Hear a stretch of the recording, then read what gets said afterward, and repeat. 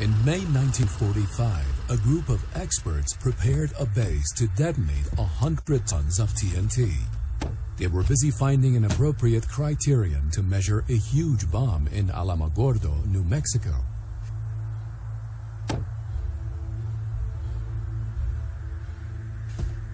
The volume of the explosives should have been so large to simulate the main test.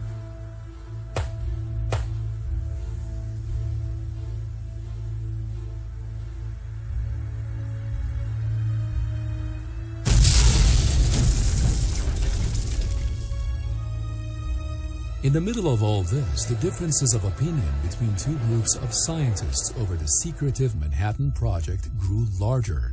This group of scientists who were supposed to change the mid-20th century's fate could not reach an agreement on a certain issue. Most of them were of the opinion that after making an atomic bomb, the United States should put its power on display at night for Japanese envoys in order to make the Japanese emperor surrender by threatening him with the bomb. However, theoretical physicist Edward Teller insisted on testing the atomic bomb on a city to learn about its effects on its population. The American people in their The only thing that could put an end to the differences was the speech by then U.S. President Franklin Roosevelt for the scientist. It tipped the balance in favor of Teller. Among other things, and at the climax, he said, "You scientists are blamed for the weapons to be used. But I tell you that if you now won't work on weapons, the freedom of the world will be lost." Now, you know, I had the feeling that Roosevelt was talking to me.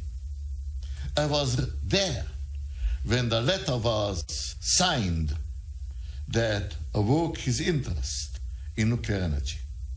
I thought I knew he was talking about nuclear energy. Of the 2,000 scientists there, I felt he was talking to me. Some people consider Edward Teller as a clear example of a mad scientist.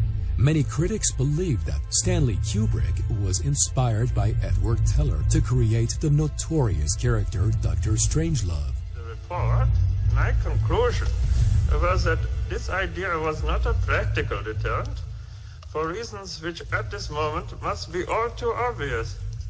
Then you mean it is possible for them to have built such a thing? Mr. President, the technology required is easily within the means of even the smallest nuclear power. It requires only the will to do so. After the TNT explosion test, it was eventually decided that the first bomb should go off in Alamogordo, which is located 213 miles south of New Mexico in Los Alamos. The operation was codenamed Trinity. The codename comes from the belief in the Father, Son, and Holy Spirit in Christianity. They were planning to launch the largest massacre of human beings in the name of Jesus.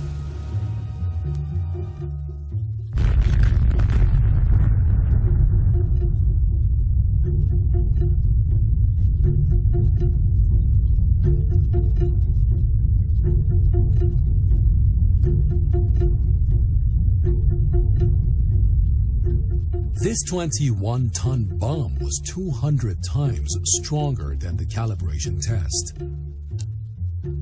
The light was so intense that could immediately cause blindness. It was visible within the radius of 16 kilometers. It melted the sands in the desert and turned them into green crystals. The radioactive effects remained in the region for 50 years. Before the bomb was tested, two other bombs named Little Boy and Fat Man were secretly taken to Oceania to be prepared for an attack on two Japanese cities. It was 8:15 a.m. local time on August 6, 1945. The first bomb, Little Boy, was dropped on Hiroshima by a bomber named Enola Gay. For the bomber to have enough time to flee the explosion, they dropped the bomb via a parachute. To make the detonation stronger, the bomb was set to go off 576 meters above the ground.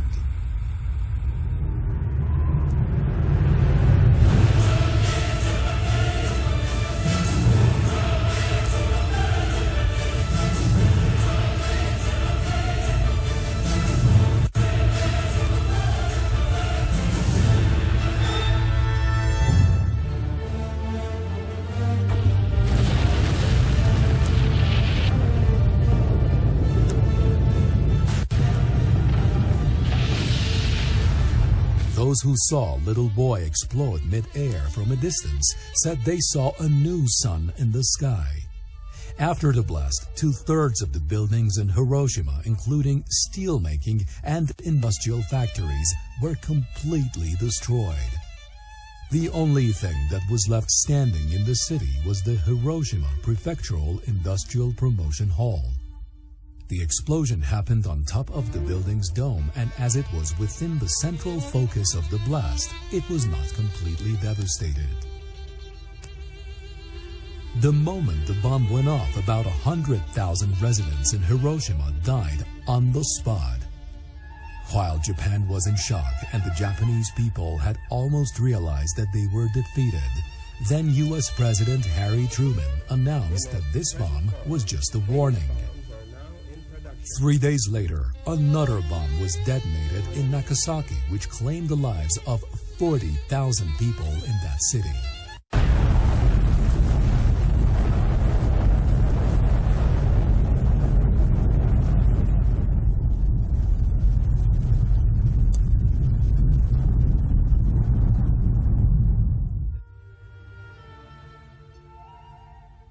Next day, Japan conceded defeat and surrendered to U.S. conditions to end the war. In the following years, more people succumbed to injuries sustained after the explosion due to radiation.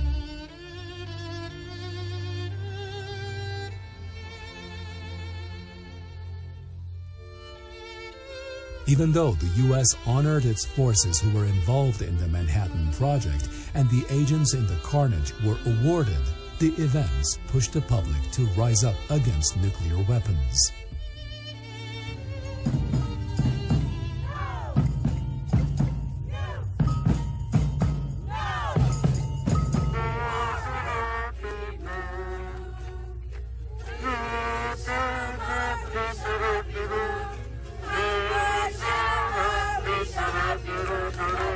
The harms caused by the newly invented elements were not always sudden and tangible like atomic bombs. The start of nuclear war dated back to 50 years before when radioactive material was first discovered. In the spring of 1896, Marie Curie and her husband Pierre Curie discovered the amazing characteristics of some mineral stones, including uranium. They realized that the elements in the stones emit radiations that are not visible but pass through many barriers. The radiation was named gamma. After her husband's death, Marie Curie continued her research in 1910. It led to the discovery of radium as a new radioactive element. Madame Curie. The discovery made her the first woman to receive the Nobel Prize twice.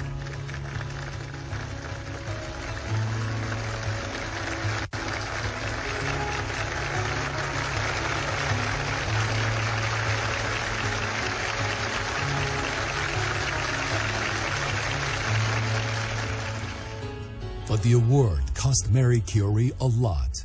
Many doctors say she was a victim of radioactive material, especially radium, during her experiments in the lab. The possibility was raised in the following years because back then nuclear scientists did not know anything about the harmful effects of nuclear material. It caused bigger catastrophe. The discovery of radium among natural radioactive elements with the half-life of about 1600 years left everyone in astonishment. The element's strange radiation added new color to advertisement in the West. Since the damage caused by the element and its radiation hadn't come to light yet, opportunistic traders sought to fulfill people's demands with these elements. They claimed that this dangerous material can help them live longer and healthier, so they introduced it to people's daily lives. They were used in the most sensitive cosmetic and hygienic products, including body lotions, lipsticks, toothpaste, and even water, bread, and chocolate. They claimed that radium as an ingredient in products is considered something positive. On the other hand, in 1917, the United States had just been involved in World War I. The Army needed clocks whose hands were luminous at night in the dark. So factories across the U.S. took up the job and started producing clocks. To paint the tiny impact numbers on the clock's screen, they instructed female workers to press the tip of the brush with their lips in order to keep it tiny. They were told that working with radium paint was not hazardous. After a while, some of the workers were diagnosed with strange diseases. They would go to the dentist to pull their decayed teeth, but not only wouldn't they be cured, their teeth would get injured. Things gradually got worse. After dentists touched their jaws, they would get injured.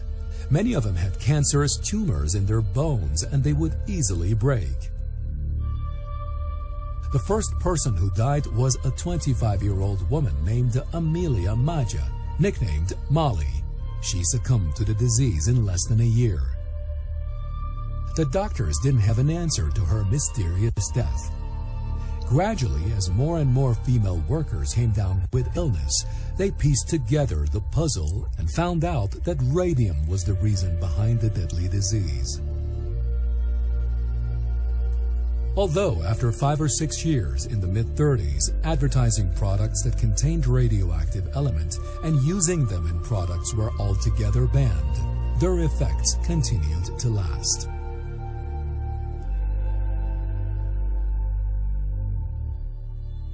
After the atomic bombing in the World War, the Radium Girls and similar incidents like the Chernobyl disaster in Ukraine in 1986 and the Fukushima Daiichi nuclear disaster in 2011 after the 8.9 strong earthquake, the international community rose up against nuclear energy. But the question is, why do countries, even Japan that was subject to the biggest atomic curse, not give up nuclear energy? Why does a country like Iran make so much effort and spend so much money to achieve such an apparently dangerous energy? West Asia is known for its wars. The wars were initially waged under different excuses, but they usually pursue the same goal, and that is oil. The United States' latest direct war in the region was launched in 2003. The U.S. invaded Iraq under the pretext that the country possessed weapons of mass destruction, like biological and nuclear bombs, but after years of war and bloodshed, no weapons that were used as a pretext to invade the country were found. Even though no unconventional weapons were found in the country, it was rich in oil resources that was hugely extracted. After the invasion, oil was extracted and used to push U.S. policies and economy forward. The U.S. dealt with Iraq and raised accusations that are somehow similar to Israel's behavior vis-a-vis Iran.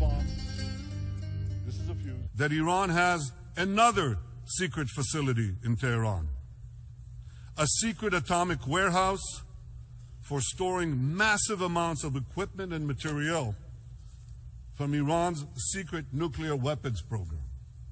We exposed the site of Iran's secret atomic archive. It's right here, in the Shorabad district of Tehran.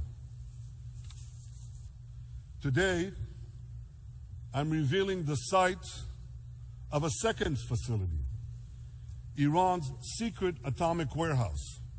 It's right here, in the Turkuzabad district of Tehran, just 3 miles away.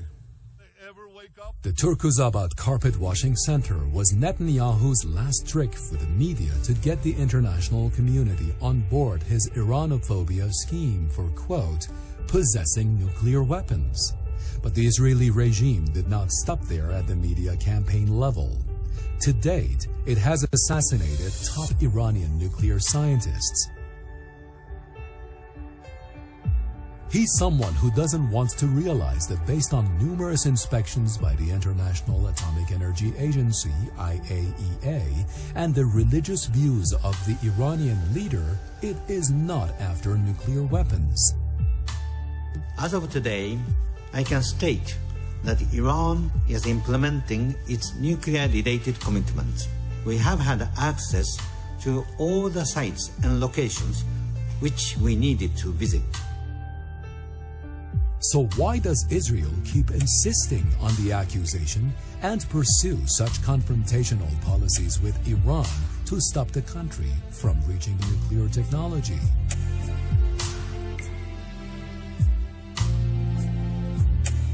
Is it possible that the objections are just excuses? Just like what happened in Iraq. How can the energy benefit Iran that the Israeli regime does everything it can to stop it from reaching the technology?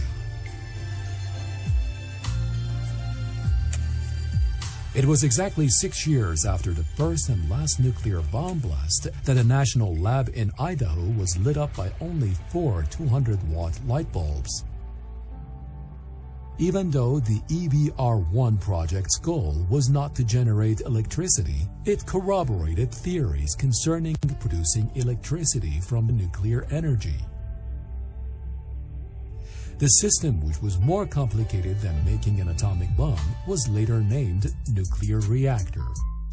The reactors could easily provide electricity for a city or more without constructing huge dams or consuming thousands of tons of charcoal and emitting pollutant gases. 70 years after the 4 famous light bulbs in Idaho were lit up, a little further away, Bill Gates, as the richest man on the planet and the owner of Microsoft, was investing on nuclear reactors that could work for 60 years after fueling just once.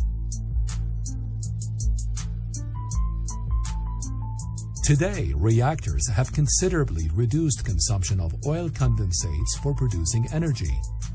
For example, the 1,000-megawatt reactor in Iran's Bushehr has saved 47 million barrels of oil that would otherwise be used for generating electricity in 7 years.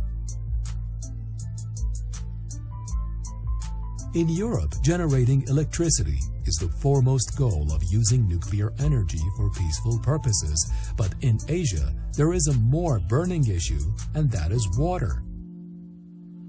West Asia is among the driest regions in the continent. It has only 1% of fresh water resources in the world.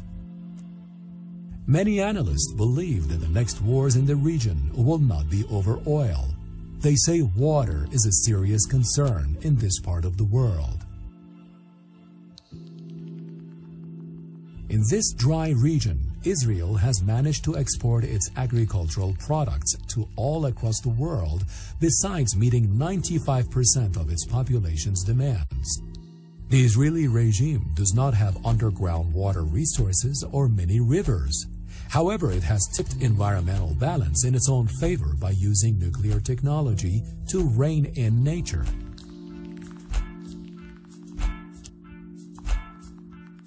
On the shores of the Red Sea, the saline water is desalinated for agriculture and drinking. As an example, Sorek, as the largest water treatment plant in the world, located 15 kilometers south of Tel Aviv, can purify 230 million cubic meters of water and tackle water shortage to a great extent. This amount of water is equal to the water Iran annually receives from the Karajan Latian dams for drinking and agriculture in Tehran and Alborz provinces with a population of about 15 million people. Even though only 20% of the land occupied by the Israeli regime is arable, today it has become an agricultural hub.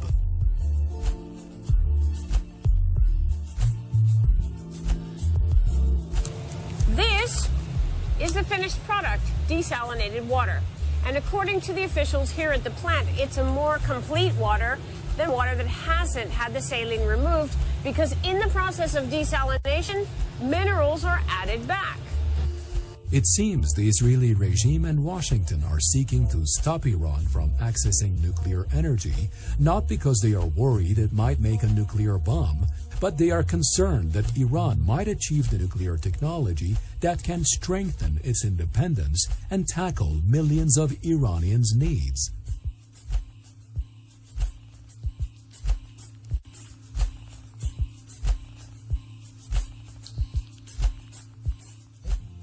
Water and energy are among the most vital necessities in agriculture and other industries, and even if a country like Iran does not need nuclear energy to fulfill its needs, it still cannot forego the energy. If the fruit produced by farmers goes bad before reaching the market, it will bring nothing but financial loss and physical exhaustion. Many kinds of fruit cannot resist against natural bacteria and fungus as they quickly go bad. Today, the key to reach the market, especially the international one, is in the hand of irradiation. Thanks to nuclear technology, radiation technology has been around for 60 years and is used in the agriculture industry. Exposing fruits to the light emission of radiation for a short time can destroy the larvae and bacteria in fruits and increase its shelf life. Today, many agricultural products and even foods like strawberry that have very short shelf life are exported to other countries. Exposing fruits to the gamma ray at entry points and quarantine centers of a country can stop the spread of insects and pests.